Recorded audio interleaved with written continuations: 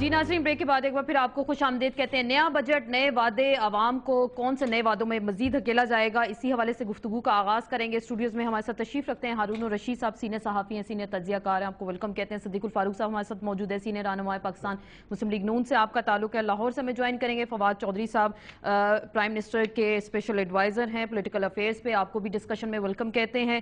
हारून साहब, हुकूमत की इस वक्त तरजीह आपको क्या लग रही है? बेसिक उनकी तरजीह क्या? प्राइम मिनिस्टर साहब ने कहा जी पहली तरजीह बिजली है, दूसरी नौकरी देना है, तो इस वक्त आपको क्या तरजीह लग रही है? क्योंकि बजट इस वक्त बन रहे हैं, इंतखाबी साल भी आ चुका है। मतलब है हुकूमत की तरजीह हुकूमत करना है। हुकूमत की क्या तरजीह होती है? हुकूमत की तरजीह अगर बिजली हो तो आपके प्रोग्राम में मैंने नहीं कहा कितनी दफ़ा और कितनी दफ़ा लिखा कि अगर if there is no option at all तो 400 रुपए के नोट छाप के पे कर दें, इसलिए कि लास्ट $4 बिलियन सालाना है जॉब्स का। ठीक है, तो वो अभी नोट ही छाप रहे हैं ना। अगर बिजली पहली तरजीह थी और फर्ज कीजिए और कोई सूरत नहीं थी, वो गर्दशी कर्जा जमा हो गया था, तो 2008 में छाप लेते, उससे महंगाई की एक लहर तो आती।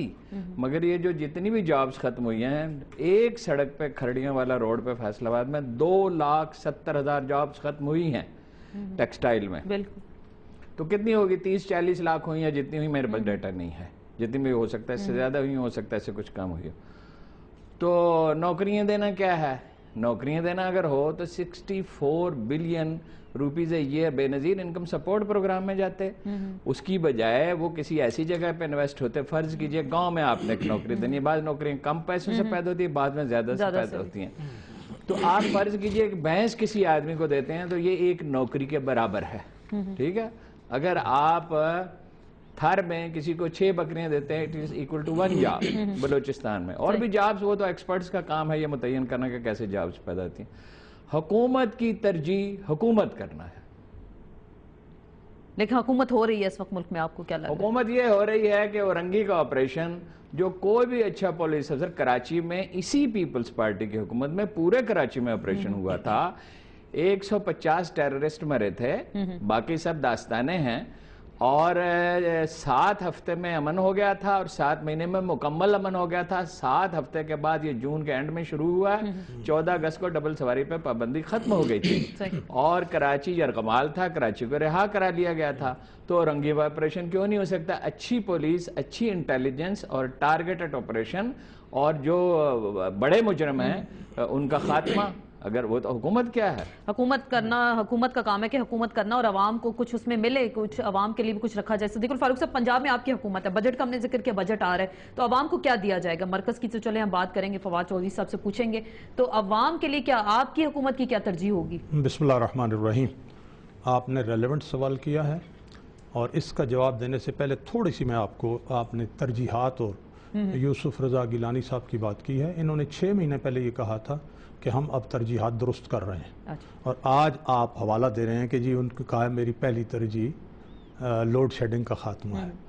3.5 साल के बाद कहा तरजीहात तब्दील करेंगे और फिर आज कह रहे हैं पहली तरजीह है। पता, इन्हें ये मालूम नहीं है कि तरजीह होती क्या है, इन्हें ये मालूम नहीं है कि अवाम के मसाइल क्या हैं, इन्हें ये मालूम नहीं है कि इकानमी को कौन सी चीज़ घुन की तरह नहीं कैंसर की तरह से खा रही है और उसे अल्लाह न करे मौत की तरफ लेके जा रही है। अब आए पंजाब, सूबों का बजट जो है वो मरकज़ के मुकाबले में बहुत थोड़ा होता है। अब मसलन मरकज़ का जो बजट है वो 3,000 अरब होता है या 3500 अरब, ये तो देखेंगे उसका क्या साइज़ है।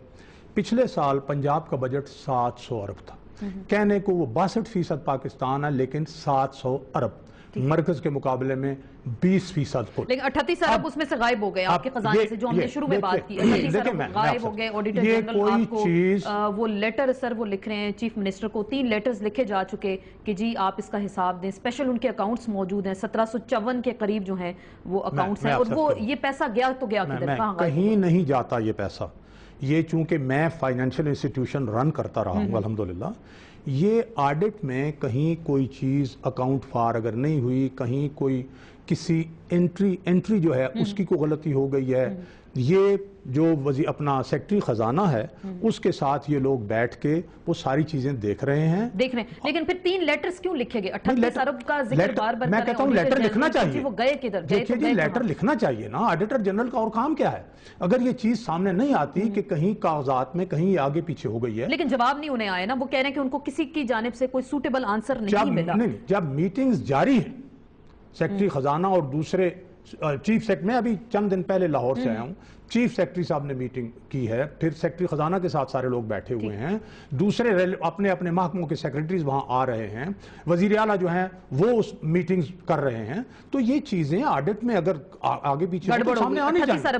گڑبڑ نہیں. 38 ارب سر، اگر یہ وفاقی حکومت میں ہوتا تو زیادہ شور مچ جاتا، کیونکہ 38 ارب اگر تو یہ 38 ارب روپے یہ اس طرح کا خزانہ تو نہیں ہے آسما کہ یہ ساتھ چل رہے ہیں اور کوئی بوریاں نوٹوں کی اور سونے کی اور غائب ہو گئی ہیں. یہ اکاؤنٹس میں پیسے ڈالے جاتے ہیں ایک اکاؤنٹ سے دوسرے اکاؤنٹ میں. کہیں کوئی ہو سکتا ہے کہ براڈ فارورڈ جو ہے اگر وہ کریڈٹ ہے تو ڈیبٹ میں چلا گیا ہو، ڈیبٹ ہے تو وہ کریڈٹ میں چلا گیا ہو. لیکن اس کا جواب آپ کہہ رہے ہیں کہ مل جائے گا. دیکھتے ہیں کہ اس کو سٹوری کو کتنا فالو اپ کیا جاتا ہے اور جواب کب تک ملے گا. فواد چودھری صاحب آپ کے پاس آتے ہیں.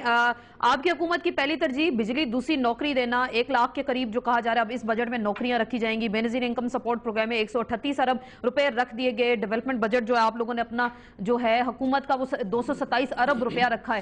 لیکن ہم امریکہ سے کولیشن سپورٹ فنڈ کے لیے 1.1 ارب روپے کے لیے جھکے جا رہے ہیں، بکے جا رہے ہیں، مرے جا رہے ہیں. تو اپنے اخراجات کو اگر ہم کٹ کریں تو وہاں سے ہی تو ہم کچھ گزارا میرے خیال سے کر سکتے ہیں. تو یہ آسما ترجیحات کی آپ نے پہلے بات کی ہے تو مسلم لیگ نون کی ترجیحات بڑی واضح ہیں. پہلے گو سلمان تاثیر گو، پھر گو لطیف کھوسا گو، پھر گو زرداری گو، عرب گو، گیلانی گو. انہوں نے مستقل گو کے اوپر یہ ہیں اور ان کی ترجیح جو ہے وہ بڑی واضح ہے. جہاں تک گورننس کا معاملہ ہے وہ ان کی ترجیح نہیں ہے، وہ پیپلز پارٹی کی جو ترجیح ہے. اور اس میں جو میں نے آپ سے عرض کر رہا ہوں گا کہ اس وقت تک جب بجٹ اگلا آ رہا ہے 4 سالوں میں 1.15 ٹریلین روپیز کی ڈیولپمنٹ اور انفراسٹرکچر میں ہوئی ہے، روڈز میں، بجلی میں اور گیس میں. اس کے ساتھ ساتھ بجلی میں چلیں، بجلی کا مجھے بتا دیں. میں روڈز پہ نہیں جاتی، باقی چیزوں پہ نہیں جاتی. بجلی پہ اگر اتنی ہوئی ہے تو بجلی گئی تو گئی کیا؟ مسئلہ یہ ہے آسما کے کچھ عرصے سے ہمارا جو مکس تھا ہائیڈل کا اور تیل کا وہ بدل چکا ہے. اب ہماری 80% بجلی تیل کے اوپر ہے. چنانچہ حکومت 50 ارب روپے کا ہر مہینے تیل دیتی ہے فرنس آئل. مسئلہ 3 ہے، ریکوریز، تھیفٹ اور ہماری جو سبسڈی ہے. یہ 3 ایشوز کے اوپر 350 ارب روپیہ جو ہے وہ حکومت کو چاہیے ہوتا ہے سرکولر ڈیٹ. اب ریکوریز کیا ہے؟ ریکوریز جو ہے وہاں پر ہمارے جو فاٹا کا پورا علاقہ ہے وہاں سے ریکوری ہوتی نہیں ہے. AJK سے ریکوری بہت کم ہے. میں نے ابھی جو ہے میرے خیال میں جو منسٹر صاحب ہیں وابڈا کے، وہ ڈیفالٹرز کی لسٹ بھی شائع کرنے کا سوچ رہے ہیں کہ آپ بتا دیں کہ کون کون سے ڈیفالٹرز ہیں اور کیا کیا ایشو جو ہے وہ چل رہے ہیں. اب اتنی بڑے ڈیفالٹ کے ساتھ آپ کو 50 ارب روپیہ ہر مہینے دینا پڑتا ہے وابڈا کو یہ معاملہ چلانے کے لیے. اب یہ ہوا ہے کہ پاکستان نے جو ابھی آپ نے کہا کہ $1 ارب کے اوپر ہم مٹے جا رہے ہیں، ایسی بات نہیں ہے.